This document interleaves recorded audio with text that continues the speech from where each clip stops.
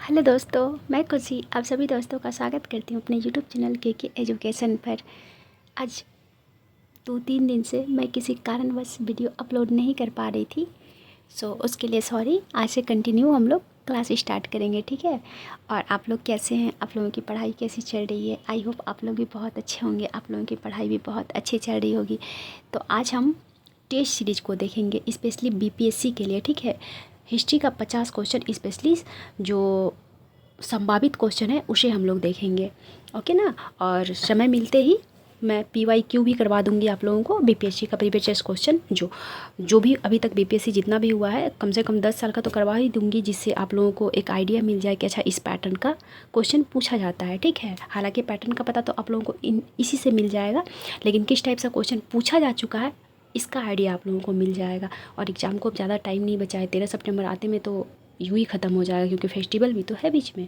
तो आइए देर न करते हुए आज का पहला क्वेश्चन देखते हैं। आज का पहला क्वेश्चन क्या है? अहिल्याबाई होलकर की राजधानी निम्नलिखित में से किस शहर में स्थित थी? तो किस शहर में स्थित थी?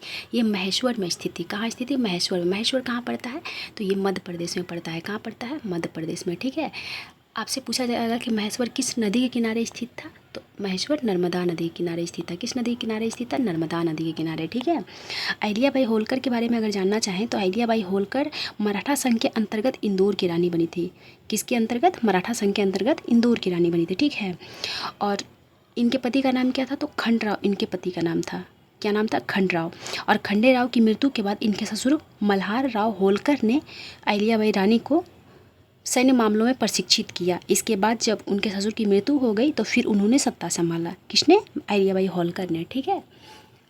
इंदौर की अगर बात की जाए तो करेंट में अगर आपसे पूछा जाएगा कि भारत का कौन शहर है, पहला कौन सा शहर है जिसने भिक्षा को अपने यहाँ अपराध घोषित कर दिया है, तो भारत का पहला शहर इंदौर बना है जो अपने यहाँ भिक्षावृत्ति को अपराध घोषित कर दिया है। दूसरा शहर कौन सा बना है? तो भोपाल बना है। कौन सा बना है? भोपाल। और दोनों मध्य प्रदेश का ही शहर है, ठीक है।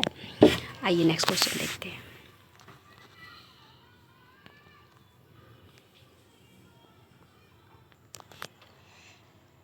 बिहार में अपनी उपस्थिति दर्ज कराने वाली पहली यूरोपीय कंपनी कौन सी थी? तो बिहार में अपनी उपस्थिति दर्ज कराने वाली पहली यूरोपीय कंपनी थी पुर्तगाल। कौन थी? पुर्तगाल। इसने बिहार में अपनी उपस्थिति दर्ज कब कराई थी? तो 1579 ईस्वी में। कब करवाई थी? 1579 ईस्वी में करवाई थी, ठीक है। मुगल सम्राट अकबर से अनुमति प्राप्त करने के बाद यहाँ पहुँचे थे। किसके अनुमति के बाद? अकबर के अनुमति के बाद, क्योंकि अकबर का शासनकाल था ना, 1556 से 1605 तक अकबर का शासनकाल था, ठीक है। और ये मुख्य किसका व्यापार करने के उद्देश्य से पहुँचे थे? तो मसाला और वस्त्र का, वस्त्र में स्पेशली कपास का व्यापार, ठीक है। अगर आपसे पूछा जाएगा कि प्रथम पुर्तगाली कौन था भारत आने वाला, तो वो वास्को डी गामा था। कौन था? वास्को डी गामा था। वास्को डी गामा कब आया था? तो वास्को डी गामा है वो आया था 1498 को। कब आया था? 1498 को। और इन्होंने अपना पहला कारखाना कहाँ स्थापित किया था? पुर्तगालियों के द्वारा अपना पहला कारखाना कालीकट में स्थापित किया गया था। कहाँ स्थापित किया गया था? कालीकट में, ठीक है। कब स्थापित किया गया था? 1500 ईस्वी में। और दूसरा कारखाना 1501 में कोचीन में स्थापित किया गया था। कहाँ स्थापित किया गया? तो कोचीन में, ठीक है। आपसे पूछा जाएगा कि बिहार में पहला कारखाना स्थापित करने वाला कौन सा विदेशी थे?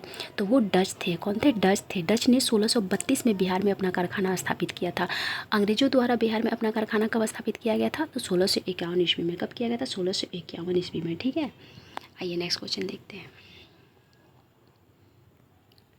निम्नलिखित में से कौन सा समाज सुधारक मुख्य रूप से बंगाल में विधवा पुनर्विवाह और महिला शिक्षा को बढ़ावा देने से जुड़ा हुआ था? तो वो कौन थे? वो थे ईश्वरचंद्र विद्यासागर। कौन थे? ईश्वरचंद्र विद्यासागर, ठीक है। ईश्वरचंद्र विद्यासागर ने 1956 में 1856 में विधवा पुनर्विवाह के अधिकार की वकालत की थी। कब की थी? 1856 में। और इन्हीं के सहयोग से 1856 में विधवा पुनर्विवाह अधिनियम भी लाया गया था। कब लाया गया था? 1856 में विधवा पुनर्विवाह अधिनियम भी पारित किया गया था, ठीक है। और वे महिला शिक्षा के भी प्रबल समर्थक थे। उनका मानना था कि यह उनके सामाजिक उत्थान के लिए आवश्यक है। महिला शिक्षा सामाजिक उत्थान के लिए अति आवश्यक है। किसका मानना था? ईश्वरचंद्र विद्यासागर का मानना था। और ये एक महान समाज सुधारक थे। तो आपसे पूछा जा सकता है कि विधवा पुनर्विवाह अधिनियम किसके सहयोग से पारित किया गया था? तो तो ये पारित किया गया था ईश्वर चंद्र विद्यासागर के सहयोग से। उस समय भारत का वायसराय कौन था? तो उस समय भारत का वायसराय था लॉर्ड कैनिंग। कौन था? Lord Canning. ठीक है, आपसे दूसरा क्वेश्चन पूछा जा सकता है कि विधवा पुनर्विवाह अधिनियम पारित कब किया गया था? तो ये किया गया था 1856 में। कब किया गया था? 1856 में। ठीक है, किसके समर्थक थे? तो ईश्वरचंद्र विद्यासागर के समर्थक थे। ठीक है, वायसराय कौन थे? तो लॉर्ड कैनिंग। कौन थे? Viceroy Lord Canning. ठीक है, आइए नेक्स्ट क्वेश्चन दे। आज स्वामी विवेकानंद। अगर स्वामी विवेकानंद की बात की जाए तो आपसे पूछा जाएगा कि प्रथम विश्व धर्म सम्मेलन में भारत का प्रतिनिधित्व करने वाले कौन थे? तो स्वामी विवेकानंद थे। कौन थे? स्वामी विवेकानंद, जिन्होंने 1893 में अमेरिका के शिकागो में प्रथम विश्व धर्म सम्मेलन का प्रतिनिधित्व किए थे भारत की ओर से। ठीक है, कौन? स्वामी विवेकानंद। स्वामी विवेकानंद का वास्तविक नाम क्या था? स्वामी विवेकानंद का वास्तविक नाम था नरेंद्र दत्त। क्या नाम था? नरेंद्र दत्त स्वामी विवेकानंद का नाम था। तो इनको स्वामी विवेकानंद की उपाधि किसने दी थी? तो इनको स्वामी विवेकानंद की उपाधि राजस्थान के खेतड़ी के राजा दिए थे। कौन थे? राजस्थान के खेतड़ी के राजा अजीत सिंह दिए थे इनको स्वामी विवेकानंद की उपाधि। ठीक है, इनके द्वारा वेदांत सोसाइटी की स्थापना कहाँ की गई थी? तो वेदांत सोसाइटी की स्थापना न्यूयॉर्क में की गई थी। कहाँ की गई थी? न्यूयॉर्क में वेदांत सोसाइटी की स्थापना किसके द्वारा की गई थी? तो स्वामी विवेकानंद के द्वारा की गई थी। ठीक है, आपसे पूछा जाएगा कि परमहंस मंडली की स्थापना किसके द्वारा किया गया था? परमहंस मंडली की स्थापना किया गया था स्वामी विवेकानंद के द्वारा तो रामकृष्ण मिशन की स्थापना की गई थी। किसकी स्थापना? रामकृष्ण मिशन की स्थापना कब की गई थी? 1897 में की गई थी। ठीक है, परमहंस मंडली की स्थापना तो दादोबा पांडुरंग के द्वारा किया गया था 1849 में। कब किया गया था? 1849 में। किसके द्वारा किया गया था परमहंस मंडली की स्थापना? तो दादोबा पांडुरंग के द्वारा किया गया था। ठीक है, अगर श्री गुरु नारायण की बात की जाए तो इनके द्वारा एक प्रसिद्ध नारा दिया गया था। कौन सा नारा दिया गया था? एक ईश्वर, एक धर्म, एक जाति। तो आपसे पूछा जाएगा कि एक जाति, एक धर्म, एक ईश्वर की नारा किसने दिया था? तो श्री नारायण गुरु ने। किसने दिया था? श्री नारायण गुरु ने। ठीक है, भारतीय ब्रह्म समाज की स्थापना किसने किया था? तो भारतीय ब्रह्म समाज की स्थापना किया गया था केशव चंद्र सेन के द्वारा। किसके द्वारा किया गया था? केशव चंद्र सेन के द्वारा। कब किया गया था? 1866 में किया गया था। आइए नेक्स्ट क्वेश्चन देखते हैं। नेक्स्ट क्वेश्चन मिलाने वाला है। ठीक है, तो आप लोग बताइए सूची 1 को सूची 2 से सुमेलित कीजिए। इसका आंसर क्या होगा? इसका आंसर हो जाएगा ए। क्या हो जाएगा? ए हो जाएगा इसका आंसर। ठीक है, क्या हो जाएगा? ए हो जाएगा, यानी कि ए का 2 हो जाएगा। अंबुर का युद्ध कब हुआ था? 1749 में। कब हुआ था? 1749 में। वांडीवास का युद्ध कब हुआ था? 1760 में। किसके बीच हुआ था? अंग्रेज और भारत के बीच। अंग्रेज और ब्रिटेन के बीच, और ब्रिटिश के बीच हुआ था। ठीक है, ये फ्रांसीसी और अंग्रेज के बीच हुआ था। किसके बीच हुआ था वांडीवास का युद्ध? फ्रांसीसी और अंग्रेज के बीच हुआ था। ठीक है, चिंसूरा का युद्ध कब हुआ था? पानीपत का थर्ड युद्ध कब हुआ था? तो ये 1761 में हुआ था। कब हुआ था? 1761 में। चिंसूरा राह का युद्ध कब हुआ था? तो ये हुआ था 1759 में। कब हुआ था? 1759 में। और वेदरा का युद्ध कब हुआ था? तो वेदरा का युद्ध भी 1759 में हुआ था। कब हुआ था? 1759 में। किसके बीच हुआ था? अंग्रेज और डचों के बीच हुआ था। किसके बीच हुआ था? अंग्रेज और डचों के बीच हुआ था। ठीक है, और इसी को चिंसूरा के युद्ध को ही वेदरा का युद्ध भी कहा जाता है। क्या कहा जाता है? वेदरा का युद्ध भी इसे ही कहा जाता है। ठीक है, आइए नेक्स्ट क्वेश्चन देखते हैं। नेक्स्ट क्वेश्चन क्या है? कैम्ब्रिज से अकादमी डिस्टिंक्शन प्राप्त करने वाले पहले भारतीय ब्रह्म समाज के नेता कौन थे? तो अकादमी डिस्टिंक्शन प्राप्त करने वाले प्रथम भारतीय ब्रह्म समाज के नेता कौन थे? तो वो थे, कौन थे वो थे आनंद मोहन बोस। कौन थे? आनंद मोहन बोस थे। एक मिनट, आनंद मोहन बोस थे। ठीक है, आइए इसका डिटेल देख लेते हैं। आनंद मोहन बोस जो हैं वो ब्रह्म समाज के प्रमुख नेता थे। कौन थे? ब्रह्म समाज के प्रमुख नेता थे, और शिक्षाविद, समाज सुधारक और प्रारंभिक राष्ट्रवादी भी थे वो। कई अग्रणी संस्थाओं की स्थापना की गई है उनके द्वारा। उन्होंने छात्रों को राजनीतिक कार्यों में शामिल करने के लिए कलकत्ता स्टूडेंट एसोसिएशन की स्थापना की और इंडियन एसोसिएशन भारत का पहला अखिल भारतीय राजनीतिक संगठन की स्थापना की, जिसका उद्देश्य क्या था, नागरिक अधिकारों के लिए संवैधानिक आंदोलन का नेतृत्व करना। ठीक है, अगर बात की जाए इंडियन एसोसिएशन की, तो इंडियन एसोसिएशन की स्थापना किसके किसके द्वारा किया गया था? इंडियन एसोसिएशन की स्थापना सुरेंद्रनाथ बनर्जी और आनंद मोहन बोस के द्वारा किया गया था। इन दोनों के द्वारा किया गया था। कब किया गया था? तो 1876 में किया गया था। कब किया गया था इंडियन एसोसिएशन की स्थापना? तो 1876 में किया गया था। ठीक है, सुरेंद्रनाथ बनर्जी को बिना ताज का बादशाह कहा जाता है। तो आपसे पूछा जाएगा बिना ताज का बादशाह किसे कहा जाता है? सुरेंद्रनाथ बनर्जी को कहा जाता है। किसे कहा जाता है? सुरेंद्रनाथ बनर्जी को। अगर राजा राम मोहन की बात की जाए तो इनके द्वारा ब्रह्म समाज की स्थापना कब किया गया था? तो ब्रह्म समाज की स्थापना इनके द्वारा किया गया था 1828 में। कब किया गया था? 1828 में। तो ब्रह्म समाज की स्थापना किसने की थी? राजा राम मोहन ने की थी। किसने की थी? राजा राम मोहन राय ने। कब की थी? 1828 में। राजा राम मोहन राय को राजा की उपाधि किसने दी थी? तो अकबर द्वितीय ने दिया था। मुगल सम्राट अकबर द्वितीय ने। राय की उपाधि किसने दिया था? तो राय की उपाधि बंगाल का नवाब द्वारा दिया गया था। किसके द्वारा दिया गया था? बंगाल के नवाब के द्वारा दिया गया था। ठीक है, आइए नेक्स्ट क्वेश्चन देखते हैं। नेक्स्ट क्वेश्चन क्या कह रहा है? वास्को डिगामा किस वर्ष कालीकट पहुंचा था? तो जस्ट पहला वाला क्वेश्चन मैं डिस्कशन की थी तो बताई थी कि वास्को डिगामा भारत किस वर्ष पहुंचा था। तो ये पहुंचा था 1458 में। कब पहुंचा था? 1458 में पहुंचा था। ठीक है, अगर तारीख पूछ लिया जाए तो 20 मई, कितने मई को? 20 मई 1458 को भारत पहुंचा था। और इनका मार्गदर्शन कौन किया था? इनका मार्गदर्शन गुजराती गाइड अब्दुल मजीद ने किया था। किसने किया था? गुजराती गाइड था अब्दुल माजिद ने किया था। और ये कब आए थे? तो 20 मई 1498 को आया था। ठीक है, और किस मार्ग से आया था? कहा जाता है कि भारत की खोज किसने की थी? तो वास्को डिगामा ने। क्या भारत खोया हुआ था? नहीं।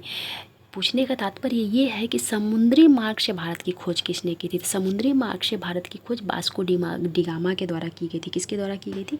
वास्को डिगामा के द्वारा किया गया था। ठीक है, और जब वो भारत आया तो यहाँ से काली मिर्च लेके गया था। क्या लेके गया था? काली मिर्च लेके गया था। और इसको बेचकर इसने 60 गुना अधिक लाभ कमाया। कितने गुना? 60 गुना अधिक लाभ कमाया, जिससे अन्य व्यापारी भी भारत की ओर आकर्षित हो गए और भारत की ओर आना प्रारंभ कर दिए। तो कई बार एग्जाम में पूछा जा चुका है कि काली मिर्च को बेचकर वास्को डिगामा कितने गुना लाभ अर्जित किया था? तो 60 गुना। कितने गुना? 60 गुना लाभ अर्जित किया था। किसे बेचकर? काली मिर्च को बेचकर। ठीक है, तो भारत आने वाला प्रथम पुर्तगाली कौन था? भारत आने वाला प्रथम पुर्तगाली, तो प्रथम पुर्तगाली वास्को डिगामा था। कौन था? Vasco da Gama. आइए नेक्स्ट क्वेश्चन देखते हैं। क्या पूछ रहा है आपका क्वेश्चन? ये क्वेश्चन पूछ रहा है देवबंद आंदोलन के बारे में निम्नलिखित कथनों पर विचार कीजिए। ये क्या कहना चाह रहा है कि इसकी शुरुआत 1866 में मोहम्मद कासिम नानोतवी और रशीद अहमद गंगोई ने की थी। इसका उद्देश्य भारतीय मुसलमान में पश्चिमी शिक्षा को बढ़ावा देना था। इसने भारतीय राष्ट्रीय कांग्रेस के गठन का समर्थन किया था। यह सैयद अहमद खान और अलीगढ़ आंदोलन के साथ वैचारिक रूप से जुड़ा हुआ था। कौन सा सही कथन है? क्या पूछ रहा है? निम्नलिखित कथनों पर विचार कीजिए, उपरोक्त में से सही कथन का चयन कीजिए। आइए ऊपर करते हैं क्वेश्चन, तभी तो आंसर दे पाएंगे। तो क्या सही आंसर है इसका? इसका आंसर क्या हो जाएगा? इसका आंसर हो जाएगा ए नंबर। क्या हो जाएगा? ए नंबर, यानी कि 1 और 3 सही कथन है। क्या सही है? 1 और 3 सही कथन है। ठीक है, एक क्या कह रहा है? इसकी शुरुआत किसने किया था? 1866 में मोहम्मद कासिम नानोतवी और रशीद अहमद गंगोई ने किया था। बिल्कुल, यह सैयद अहमद खान और अलीगढ़ आंदोलन के साथ वैचारिक रूप से जुड़ा हुआ था। बिल्कुल जुड़ा हुआ था। कौन कौन जुड़ा हुआ था? देवबंद आंदोलन। कौन जुड़ा था? देवबंद आंदोलन। ठीक है, आइए इसका डिटेल देख लेते हैं। देवबंद आंदोलन 1866 में सहारनपुर संयुक्त प्रांत में दारुल उलूम देवबंद में शुरू हुआ था। इसके संस्थापक कौन थे? तो मोहम्मद कासिम नानोतवी थे और राशिद अहमद गंगोई थे। इसका उद्देश्य क्या था? तो इसका उद्देश्य था रूढ़िवादी इस्लाम को पुनर्जीवित करना और पारंपरिक ढांचे के भीतर धार्मिक नेताओं को प्रशिक्षित करना था। क्या था? धार्मिक नेताओं यानी कि उलेमा। धार्मिक नेताओं को क्या कहा जाता है? उलेमा कहा जाता है। उन्हें प्रशिक्षित करना था। ठीक है, कथन 2 गलत है। क्यों गलत है? आइए देख लेते हैं उसे। देवबंद आंदोलन जो है पश्चिमी शिक्षा का विरोधी था, समर्थक नहीं था, विरोधी था। और वो क्या चाहता था? वो चाहता कुरान और हदीस पर आधारित इस्लामी शिक्षा पर केंद्रित था। देवबंद आंदोलन जो है वो पश्चिमी शिक्षा का विरोध करता था। उसका वो आधारित था किस पर? तो कुरान कुरान और हदीस पर आधारित था, कुरान और हदीस पर इस्लामी शिक्षा पर वो केंद्रित था। इसने अंग्रेजी शिक्षा को खारिज कर दिया और इसके बजाय पारंपरिक इस्लामी शिक्षा पर जोर दिया था। ठीक है, कथन 3 सही है। कथन 3 क्या कह रहा है? तो कथन 3 कह रहा था कि देवबंद स्कूल ने कांग्रेस समर्थक रुख अपनाया। 1866 में इसने सैयद अहमद खान के विरोध में एक फतवा जारी किया था। ठीक है, फतवा जारी किया था जो कांग्रेस के खिलाफ थे। क्या थे? कांग्रेस के खिलाफ थे। इससे पता चलता है कि देवबंद उलेमा सैयद अहमद खान के विपरीत राष्ट्रवादी राजनीति की ओर झुकाव रखते थे। ठीक है, ऑप्शन 4 ये गलत है। ये गलत कैसे है? आइए देख लेते हैं। देवबंद आंदोलन के वैचारिक रूप से सैयद अहमद खान के ब्रिटिश समर्थक थे, समर्थक और आधुनिकतावादी दृष्टिकोण का विरोधी था। जहां अलीगढ़ आंदोलन पश्चिमी शैली की शिक्षा और अंग्रेजी के साथ सहयोग पर केंद्रित था, वहीं देवबंद आंदोलन ने मुसलमानों के धार्मिक और नैतिक उत्थान की मांग की और ब्रिटिश प्रभाव का विरोध किया था। ठीक है, जबकि इसमें क्या बोला? यह बोला है सैयद अहमद खान और अलीगढ़ आंदोलन के साथ वैचारिक रूप से जुड़ा हुआ था, जबकि नहीं जुड़ा हुआ था वैचारिक रूप से, क्योंकि कहाँ वो जो था पश्चिमी शिक्षा को बढ़ावा देना चाह रहा था, ये पश्चिमी शिक्षा का बिल्कुल विरोध कर रहा था, है ना। तो इसका आंसर हो जाएगा ऑप्शन ए। ठीक है, आइए नेक्स्ट क्वेश्चन देखते हैं। नेक्स्ट क्वेश्चन क्या कह रहा है? थॉमस बेस्ट को भारतीय इतिहास में निम्नलिखित में से किस घटना में उनकी भूमिका के लिए जाना जाता है? क्या मुगल साम्राज्य की स्थापना के लिए उन्हें जाना जाएगा, स्वाली की लड़ाई में पुर्तगालियों को हराने के लिए, या फिर सूरत में पहली अंग्रेजी फैक्ट्री की स्थापना के लिए, या ब्रिटिश ईस्ट इंडिया कंपनी की स्थापना के लिए? तो किसके लिए उन्हें जाना जाता है? उन्हें जाना जाता है स्वाली के लड़ाई में पुर्तगालियों को हराने के लिए। किस लिए जाना जाता है उन्हें? स्वाली की लड़ाई में पुर्तगालियों को हराने के लिए। इसमें क्या होता है? स्वाली की लड़ाई जो है, जिसे स्वाली की लड़ाई भी कहा जाता है। क्यों कहा जाता है? 1612 में लड़ी गई थी। यह युद्ध कब लड़ी गई थी? 1612 में लड़ी गई थी और एक महत्वपूर्ण नौसैनिक भिड़ंत था। क्या था? नौसैनिक भिड़ंत था। किसके बीच? तो अंग्रेज और पुर्तगालियों के बीच। जिसमें क्या हुआ था? जिसमें ब्रिटिश ईस्ट इंडिया कंपनी के जहाज़ों का नेतृत्व कर रहे कप्तान थॉमस बेस्ट थे। कौन थे? थॉमस बेस्ट थे, जो ब्रिटिश ईस्ट इंडिया कंपनी का नेतृत्व कर रहे थे। ठीक है, कप्तान का नेतृत्व कर रहे थे थॉमस बेस्ट ने। भारत के सूरत के पास स्वाली नामक स्थान कहाँ पड़ता है? तो सूरत के पास पड़ता है। ठीक है, पुर्तगाली बेड़े को पराजित किया था। क्या किया था? पुर्तगाली बेड़े को पराजित किया था। यह विजय एक महत्वपूर्ण मोड़ साबित हुई, जिसने भारत में पुर्तगाली प्रभुत्व के पतन और ब्रिटिश प्रभाव के उदय की शुरुआत को दर्शाता है। ठीक है, और इसी के लड़ाई के बाद 1613 में सूरत में कंपनी स्थापित करने का परमिशन दे दिया था जहांगीर ने। किसको दे दिया था? अंग्रेज को, यानी कि लाइसेंस दे दिया था। क्योंकि 1608 में ही देखा जाए तो इनडायरेक्टली अंग्रेजों ने सूरत में कारखाना स्थापित कर लिया था, लेकिन उसे लाइसेंस नहीं मिला था, आधा अधूरा था, लेकिन उसे लाइसेंस दे दिया गया था 1613 में। कब दे दिया गया था? 1613 में। ठीक है, यही स्वाली की लड़ाई के बाद। 9 नंबर क्वेश्चन क्या कह रहा है? सूची वन को सूची 2 से सुमेलित कीजिए। इसका आंसर क्या हो जाएगा? इसका आंसर हो जाएगा ऑप्शन ए, यानी कि सिंधिया कहाँ के थे? सिंधिया थे ग्वालियर के। कहाँ के थे सिंधिया थे ग्वालियर के। ओहो, एक मिनट।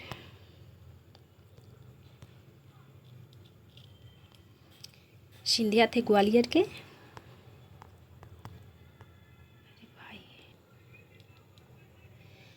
गायकवाड़ कहाँ के थे? गायकवाड़ थे बड़ौदा के। कहाँ के थे? बड़ौदा के गायकवाड़ थे। भोसले कहाँ के थे? नागपुर के थे। होलकर कहाँ के थे? इंदौर के थे। कहाँ के थे? इंदौर के। तो इसका आंसर क्या हो जाएगा? आंसर ए हो जाएगा। क्या हो जाएगा? ऑप्शन ए नंबर इसका आंसर हो जाएगा। यानी कि सिंधिया कहाँ के थे? तो ग्वालियर के थे। गायकवाड़ कहाँ के थे? गायकवाड़ बड़ौदा के थे। भोसले कहाँ के थे? भोसले नागपुर के थे। कहाँ के थे? नागपुर के थे। होलकर कहाँ के थे? तो होलकर इंदौर के थे। कहाँ के थे? इंदौर के थे। इन लोगों की राजधानियाँ थी, मराठा सरदार की राजधानियाँ कहाँ कहाँ थी। ऐसा क्वेश्चन बीपीएससी में पूछ चुका है पहले भी। ठीक है, तो आप लोग ध्यान दीजिएगा ऐसे क्वेश्चन का। आइए नेक्स्ट क्वेश्चन देखते हैं।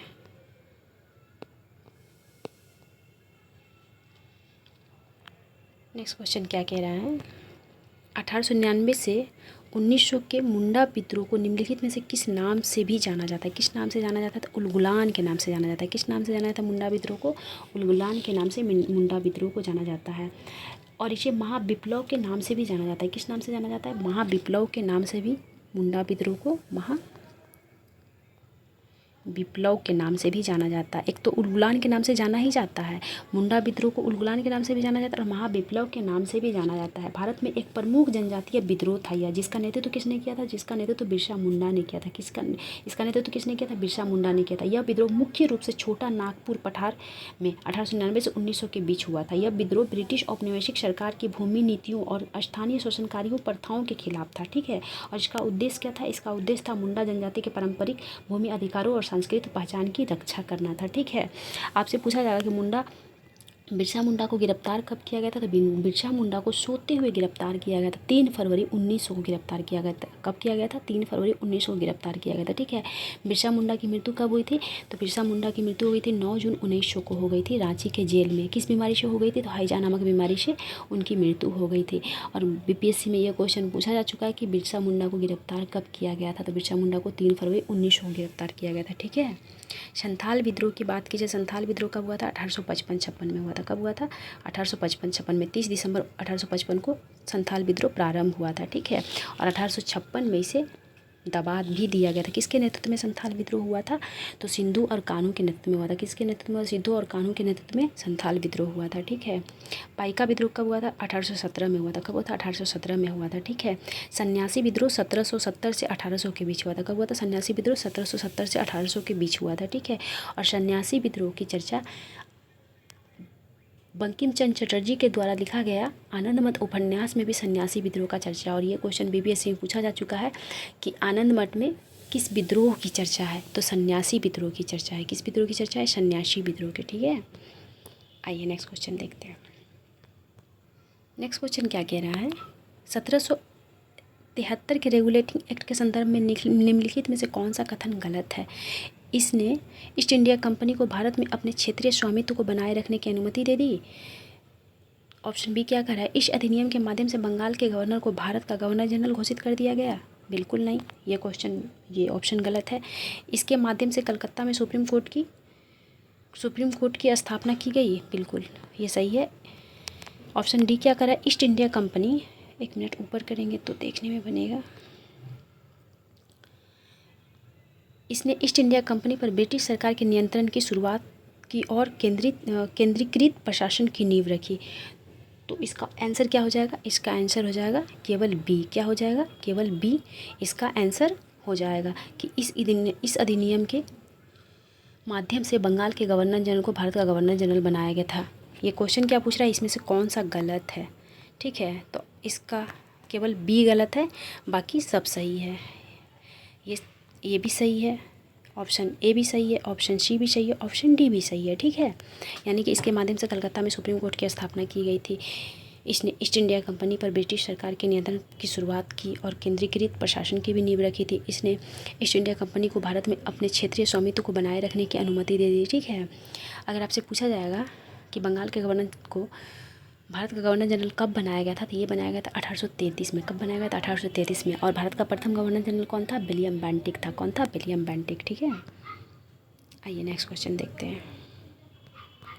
1857 के विद्रोह के दौरान भारत का गवर्नर जनरल कौन था? तो भारत का गवर्नर जनरल कौन था? लॉर्ड कैनिंग था। कौन था? Lord Canning. ब्रिटेन का पीएम कौन था? ये क्वेश्चन भी किसी एग्जाम में पूछा जा चुका है कि 1857 की क्रांति के समय ब्रिटेन का पीएम कौन था? पामस्टर्न था। कौन था? पामस्टर्न था ब्रिटेन का उस समय प्रधानमंत्री, ठीक है।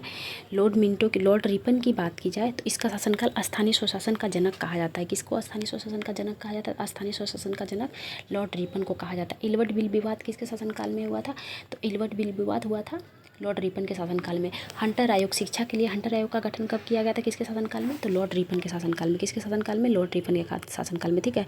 लॉर्ड डलहौजी के शासनकाल में पहली बार भारत में रेलवे चलाया गया था। कब चलाया गया था? 16 अप्रैल 1853 को। कब चलाया गया था? 16 अप्रैल 1853 को। कितने किलोमीटर? 34 किलोमीटर। कहाँ से? मुंबई से थाने चलाया गया था, ठीक है। किसके शासनकाल में? लॉर्ड डलहौजी के शासनकाल में। और लॉर्ड डलहौजी का शासनकाल स्पेशली हड़प नीति के लिए प्रसिद्ध है। किसके लिए? हड़प नीति के लिए प्रसिद्ध है, ठीक है। आइए नेक्स्ट क्वेश्चन देखते हैं। सूची 1 को सूची 2 से सुमेलित कीजिए। इंडियन लीग की स्थापना किसने किया था? इंडियन लीग की स्थापना किसने किया था? तो इसका आंसर हो जाएगा ऑप्शन बी। क्या हो जाएगा? एक मिनट, ऑप्शन इसका बी हो जाएगा। यानी कि इंडियन लीग की स्थापना दादा भाई नौरोजी ने किया था। किसने किया था? क्वेश्चन सही नीचे करूँगी तब ना आप लोग देख पाओगे। हाँ ठीक है। इंडियन लीग की स्थापना किसने किया था? दादा शिशिर कुमार घोष ने। किसने किया था इंडियन लीग की स्थापना? शिशिर कुमार घोष ने किया था। लैंड होल्डर सोसाइटी की स्थापना किसने किया था? द्वारकानाथ टैगोर ने किया था। किसने किया था? द्वारकानाथ टैगोर ने किया था। ईस्ट इंडिया एसोसिएशन की स्थापना किसने किया था? तो ईस्ट इंडिया एसोसिएशन की स्थापना दादा भाई नौरोजी ने किया था। किसने किया था? दादा भाई नौरोजी ने किया था। ठीक है। ब्रिटिश इंडिया एसोसिएशन की स्थापना किसने किया था? देवेंद्र नाथ टैगोर ने किया था। किसने किया था? ब्रिटिश इंडिया एसोसिएशन की स्थापना देवेंद्र नाथ टैगोर ने किया था। किसने किया था? देवेंद्र नाथ टैगोर ने किया था। ठीक है। ब्रिटिश इंडिया एसोसिएशन की स्थापना, जबकि ईस्ट इंडिया एसोसिएशन की स्थापना दादा भाई नौरोजी ने किया था। तो इसका आंसर क्या हो जाएगा? ऑप्शन बी हो जाएगा। ठीक है। क्या हो जाएगा? ऑप्शन बी इसका आंसर हो जाएगा। आइए नेक्स्ट क्वेश्चन देखते हैं। नेक्स्ट क्वेश्चन क्या कह रहा है हमारा?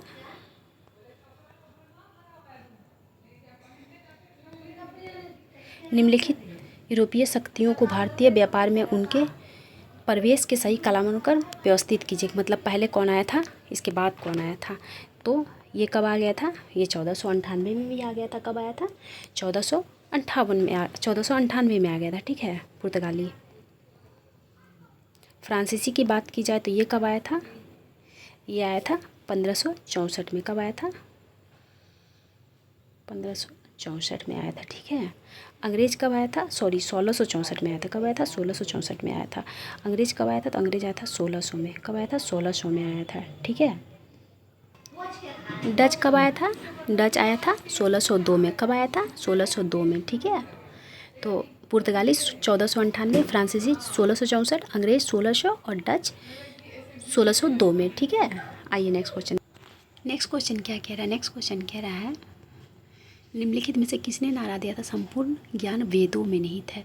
तो ये स्वामी दयानंद ने दिया था। किसने दिया था? स्वामी दयानंद के द्वारा दिया गया था। इनके द्वारा एक प्रसिद्ध नारा भी दिया गया था, वेदों की ओर लौटो। कौन सा नारा दिया गया था? वेदों की ओर लौटो। ये नारा किसने दिया था? वेदों की ओर लौटो। तो वेदों की ओर लौटो नारा दिया था स्वामी दयानंद सरस्वती ने।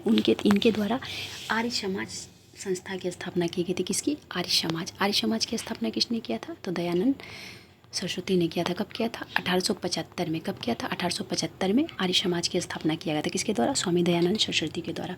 इनके द्वारा एक प्रसिद्ध पुस्तक सत्यार्थ प्रकाश लिखा गया था। कौन सा? सत्यार्थ प्रकाश। तो सत्यार्थ प्रकाश किसका पुस्तक है? स्वामी दयानंद सरस्वती का। ठीक है। किसका पुस्तक है? स्वामी दयानंद सरस्वती का। आइए नेक्स्ट क्वेश्चन देखते हैं। ईश्वर चंद्र विद्यासागर, तो जस्ट अभी हम लोग पिछले क्वेश्चन में देखें कि इन्हीं के सहयोग से भारत में विधवा पुनर्विवाह अधिनियम पारित हुआ था। किसके सहयोग से? ईश्वर चंद्र विद्यासागर के सहयोग से 1856 में पारित हुआ था। राजा राम मोहन के बारे में भी हम लोग देख ही चुके हैं पिछले क्वेश्चन में। आइए नेक्स्ट क्वेश्चन क्या कह रहा है? निम्नलिखित में से किस संधि ने प्रथम आंग्ल मैसूर युद्ध का अंत किया था? तो कौन सा संधि किया था? ये था मद्रास का संधि। कौन सा संधि था? मद्रास के संधि के तहत प्रथम आंग्ल मैसूर युद्ध समाप्त किया गया था। तो आइए आंग्ल मैसूर युद्ध से संबंधित सारे क्वेश्चन को देख लेते हैं। अगर आंग्ल मैसूर युद्ध की बात की जाए तो प्रथम कब हुआ था? प्रथम आंग्ल मैसूर युद्ध ये हुआ था 1767 से 69। कब हुआ था? 1767 से 69 के बीच हुआ था। ठीक है। दूसरा आंग्ल मैसूर युद्ध कब हुआ था? ये हुआ था 1780 से 84। कब हुआ था? 1780 से 84। तृतीय आंग्ल मैसूर युद्ध कब हुआ था? 1790 से 92 के बीच। कब हुआ था? 1790 के 92 के बीच। चौथा आंग्ल मैसूर युद्ध कब हुआ था? तो ये हुआ था 1799 में। ठीक है। प्रथम की समाप्ति किस संधि के साथ हुई थी? मद्रास की संधि के तहत। दूसरा आंग्ल मैसूर युद्ध की समाप्ति किस संधि के तहत हुई थी? दूसरा आंग्ल मैसूर युद्ध की समाप्ति हुआ था मंगलोर के संधि के साथ। और तीसरा आंग्ल मैसूर युद्ध की समाप्ति हुआ था श्रीरंगपट्टनम के संधि के साथ। चौथा के समय तो युद्ध स्थल पर ही टीपू सुल्तान मारे गए थे। ठीक है। तो चौथा युद्ध के समय कोई संधि नहीं हुआ था। आइए नेक्स्ट क्वेश्चन देखते हैं। नेक्स्ट क्वेश्चन क्या कह रहा है? ब्रिटिश ईस्ट इंडिया कंपनी द्वारा बंगाल में स्थापित द्वैत शासन प्रणाली के संबंध में निम्नलिखित कथनों पर विचार कीजिए। क्या बोल रहा है? ऑप्शन ए, यह प्रणाली बक्सर युद्ध के बाद रॉबर्ट क्लाइव द्वारा शुरू किया गया था। बिल्कुल सही है। इस प्रणाली के तहत दीवानी और निजामत दोनों प्रभावी रूप से कंपनी के नियंत्रण में था। बिल्कुल नहीं, ये गलत है। क्या है? ये गलत है। ठीक है। इस प्रणाली के तहत दीवानी और निजामत दोनों प्रभावी रूप से कंपनी के नियंत्रण में आ गए थे। ये सही है, ऑप्शन बी भी सही है। ठीक है, ऑप्शन बी भी सही है। इस प्रणाली से प्रशासनिक विफलता हुई और यह बंगाल की जनता के लिए हानिकारक सिद्ध हुई। बिल्कुल, ये भी सही है। 3 भी सही है। इस प्रणाली को 1772 में जॉन कार्टियर द्वारा समाप्त कर दिया गया था। गलत है, ये क्वेश्चन गलत है, क्योंकि इसे समाप्त किया गया था वारेन हेस्टिंग के द्वारा समाप्त किया गया था। किसके द्वारा समाप्त किया गया था? वारेन हेस्टिंग के द्वारा समाप्त किया गया था। तो इसका आंसर क्या होगा? क्या पूछ रहा है? निम्नलिखित कथनों पर विचार कीजिए। कूट दिया होगा, इसमें से कौन सा सही है? तो इसमें सही है 1 2 3। कौन सा सही है? 1 2 3 सही है। ऑप्शन बी इसका आंसर हो जाएगा। ठीक है, इसे समाप्त किसके द्वारा किया गया था? तो वारेन हेस्टिंग के द्वारा। कब समाप्त किया गया था? वारेन हेस्टिंग के द्वारा। जॉन कार्टियर की बात की जाए तो जॉन कार्टियर जो हैं वो रॉबर्ट क्लाइव का उत्तराधिकारी के रूप में बंगाल के नवाब तो बने थे, बंगाल के गवर्नर तो बने थे, लेकिन उन्होंने द्वैध शासन को समाप्त नहीं किया था। द्वैध शासन को 1772 में वारेन हेस्टिंग के द्वारा समाप्त किया गया था, जो बंगाल का प्रथम गवर्नर जनरल भी है। ठीक है, प्रथम गवर्नर अगर आपसे पूछा जाए तो लॉर्ड क्लाइव हो जाएगा, लेकिन बंगाल का प्रथम गवर्नर जनरल पूछा जाएगा आपसे तो वारेन हेस्टिंग हो जाएगा। कौन हो जाएगा? वारेन हेस्टिंग, जिन्होंने द्वैध शासन को समाप्त किया था। द्वैध शासन लागू किसने किया था? रॉबर्ट क्लाइव ने। ठीक है, आइए नेक्स्ट क्वेश्चन देखते हैं। नेक्स्ट क्वेश्चन क्या कह रहा है? किसे व्यापक रूप से आधुनिक बिहार का जनक कहा जाता है? किसे कहा जाता है? सच्चिदानंद सिन्हा को कहा जाता है। किसे कहा जाता है? सच्चिदानंद सिन्हा को कहा जाता है। जयप्रकाश नारायण को किस नाम से जाना जाता है? तो जयप्रकाश नारायण को लोकनायक के नाम से जाना जाता है। किस नाम से जाना जाता है? लोकनायक के नाम से किसे जाना जाता है? जयप्रकाश नारायण को। जबकि लोकमान्य के नाम से किसे जाना जाता है? लोकमान्य के नाम से बाल गंगाधर तिलक को जाना जाता है। किसे जाना जाता है? बाल गंगाधर तिलक को। जननायक के नाम से किसे जाना जाता है? तो कर्पूरी ठाकुर को जाना जाता है। ठीक है, जयप्रकाश नारायण को किस नाम से जाना जाता है? तो लोकमान्य के नाम से, लोकनायक के नाम से जाना जाता है। किस नाम से? लोकनायक के नाम से। ठीक है, अगर सच्चिदानंद सिन्हा की बात की जाए तो इन्हें ही आधुनिक बिहार का निर्माता कहा जाता है, क्योंकि इन्होंने बिहार को बंगाल से अलग एवं स्वतंत्र प्रांत के रूप में स्थापित करने में महत्वपूर्ण भूमिका निभाई थी। इसके बाद इसके विकास में उल्लेखनीय योगदान भी दिया था इन्होंने। ठीक है, अगर सच्चिदानंद सिन्हा की बात की जाए तो संविधान सभा के प्रथम प्रोटेम स्पीकर कौन थे? तो संविधान सभा के प्रथम स्पीकर सच्चिदानंद सिन्हा थे। अस्थायी अध्यक्ष कौन थे? तो अस्थायी अध्यक्ष भी सच्चिदानंद सिन्हा थे। कौन थे? सच्चिदानंद सिन्हा थे। ठीक है, आइए नेक्स्ट क्वेश्चन देखते हैं। राजेंद्र प्रसाद की बात की जाए तो इन्हें बिहार के गांधी के रूप में जाना जाता है। किस नाम से? बिहार के गांधी के रूप से नाम से जाना जाता है इनको, और इनको आज़ाद शत्रु के नाम से भी जाना जाता है। ठीक है, नेक्स्ट क्वेश्चन क्या कह रहा है? नेक्स्ट क्वेश्चन कूट वाला है। ठीक है, सूची 1 को सूची 2 से मिलाना है। क्या करना है? सूची 1 को सूची 2 से मिलाते। इसका आंसर हो जाएगा ए। ठीक है, यानी कि बॉम्बे एसोसिएशन की स्थापना कब हुई थी? तो बॉम्बे एसोसिएशन की स्थापना हुई थी 1852 में। कब हुई थी? 1852 में बॉम्बे एसोसिएशन की स्थापना हुई थी। ब्रिटिश इंडिया एसोसिएशन की स्थापना कब हुई थी? तो ब्रिटिश इंडिया एसोसिएशन की स्थापना हुई थी 1851 में। कब हुई थी? 1851 में ब्रिटिश इंडिया एसोसिएशन की स्थापना हुई थी। ठीक है, इसका आंसर सॉरी बी ए नहीं होगा, इसका आंसर सी हो जाएगा। क्या हो जाएगा? इसका आंसर सी हो जाएगा, क्योंकि बॉम्बे एसोसिएशन की स्थापना 1852। ब्रिटिश इंडिया एसोसिएशन की स्थापना कब हुई थी? तो ब्रिटिश इंडिया एसोसिएशन की स्थापना 1851। जबकि बंगाल ब्रिटिश इंडिया सोसाइटी की स्थापना कब हुई थी? तो इसकी स्थापना हुई थी 1843 में। ठीक है, बंग भाषा प्रकाशन का सभा कब हुआ था? तो बंग भाषा प्रकाशन सभा का स्थापना हुआ था 1836 में। कब हुआ था? 1836 में। तो 1 2 3 इसका आंसर हो जाएगा ऑप्शन सी। ठीक है, आइए नेक्स्ट क्वेश्चन देखते हैं। नेक्स्ट क्वेश्चन क्या कह रहा है? निम्नलिखित में से किसने 1857 के विद्रोह के दौरान पटना विद्रोह का नेतृत्व किया था? तो किसने किया था? ये किया गया था पीर अली के द्वारा। किसके द्वारा किया गया था? पीर अली के द्वारा। पीर अली कौन थे? तो एक पुस्तक विक्रेता थे। कौन थे? पुस्तक विक्रेता थे। ठीक है, कौन थे? पुस्तक विक्रेता थे। अगर आपसे पूछा जाए कि बिहार में इसका नेतृत्व किसने किया था 1857 की क्रांति का, तो बिहार में और ऑल ओवर बिहार में पूछा जाए आपसे तो वीर कुंवर सिंह हो जाएंगे। कौन हो जाएंगे? वीर कुंवर सिंह। लेकिन अगर पटना से पूछा जाए तो पटना से पीर अली के द्वारा किया गया था। पीर अली कौन थे? तो पुस्तक विक्रेता था। ठीक है, 3-4 दिन के अंदर इनको फांसी भी दे दिया गया था। बेचारा ज़्यादा दिन कर भी नहीं पाए थे। ठीक है, तो आप लोग ध्यान रखिएगा अपना और पढ़ाई अच्छे से कीजिएगा। वीडियो लंबा हो जाएगा, इसलिए आगे का क्वेश्चन अगले वीडियो में कर लेंगे। ठीक है, थैंक यू सो मच।